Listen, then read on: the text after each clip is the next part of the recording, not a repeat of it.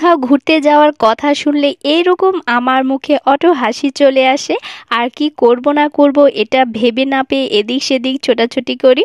তো আজকে আমি কোথায় যাব আর কি করব সম্পূর্ণ থাকবে আমার আজকের এই ব্লগে। সো হ্যালো এভরিওয়ান, আসসালামু আলাইকুম। কি অবস্থা সবার, কেমন আছেন সবাই? আশা করছি সবাই অনেক ভালো আছেন। মোটামুটি কয়েকদিন যাবতই শুনতেছিলাম যে এখানে মেলা হবে। তো ফাইনালি কিন্তু মেলা শুরু হয়ে গেছে। আর যেহেতু এই মেলাটা আমার বাসার একদম কাছে, তো দেরি না করে তাই আমরাও চলে আসলাম এই মেলাতে। ফার্স্টে যখন শুনেছি যে এখানে মেলার আয়োজন করা হয়েছে, এর আগে অনেকবার করা হয়েছিল, তো সেরকম কোনো পাত্তা না দিয়ে আমরা চলে গিয়েছিলাম মেলাতে। বিশ্বাস করেন, মেলা ঢোকার সাথে সাথে আমার চোখটা একদম উপরে উঠে গিয়েছিল। শুধু যে আমার উঠে গিয়েছিল বিষয়টা এমন না, আমার সাথে যারা যারা গিয়েছিল তাদেরও ঠিক এরকম অবস্থা হয়েছে। কি ভেবেছিলাম আর কি দেখলাম। মেলাতে মোটামুটি অনেক কিছুর আয়োজন করা হয়েছে। আমার কাছে মেলার বিশেষ আকর্ষণীয় হচ্ছে রাইডস। মেলার যে রাইডসগুলো আছে সেগুলোতে আমার উঠতেই হবে। মানে এগুলোতে না উঠলে আমার কেমন জানি মনে হয় যে আমি মেলাতে আসিনি। তাই দেখেন লম্বা লাইনে আমি আর আমার বোন দাঁড়িয়ে আছি কখন এই রাইডসটাতে উঠতে পারবো। আর মেলার এই যে রাইডসগুলো আছে তাদের ভেতর থেকে আমার এই যে সাম্পানটা আছে এটার ভেতর উঠতে বেশি ভালো লাগে। প্রথমে এই যে লম্বা লাইনে দাঁড়িয়ে উঠতে হবে এটা ভেবে আমার উঠতে ইচ্ছে করছিল না। তারপরেও যাই হোক, আমরা এখানে লম্বা লাইনে দাঁড়িয়ে এই রাইডসটাতে উঠলাম। দুই বোন মিলে এটাতে ভালোই আনন্দ করলাম, উপভোগ করলাম।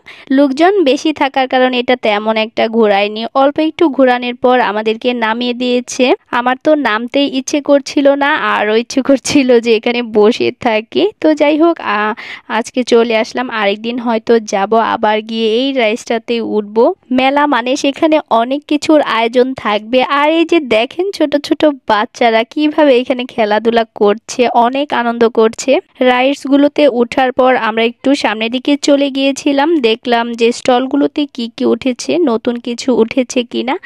তো ঘুরে ঘুরে দেখার পরে আমি দেখলাম যে এখানে যেগুলো আছে বেশিরভাগ জিনিসই হচ্ছে আমাদের দোকানে পাওয়া যায়।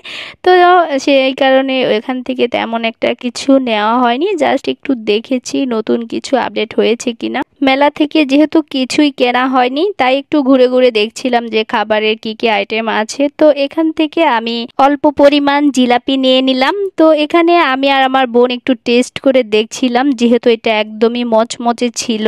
এখান থেকে আমি ডিমের চপ এবং চিংড়ির বড়া নিয়েছিলাম। আমার বোনকে বলেছিলাম একটু লবণটা ছিটিয়ে দেওয়ার জন্য। আমার বোন দেখেন আমার সাথে কিরকম দুষ্টামি শুরু করে দিয়েছে। মানে ওকে আমি বলছি যে আলাদা নেওয়ার জন্য, না, ও আমি যেটা খাচ্ছি ওর নাকি সেটাই লাগবে, ও আমার এইখান থেকেই খাবে।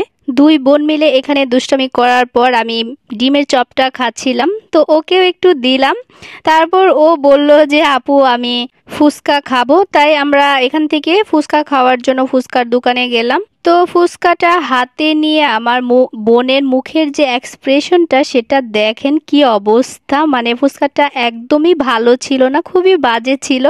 আমি তো এই ফুচকাটা হাতেই নেইনি। মেলায় কিন্তু আমরা অনেক অনেক আনন্দ করেছি। তো যারা যারা এখনো মেলায় যাননি তারাও দ্রুত মেলায় গিয়ে আমাদের মতো আনন্দ করে আসবেন, দেখবেন আপনাদেরও অনেক অনেক ভালো লাগবে।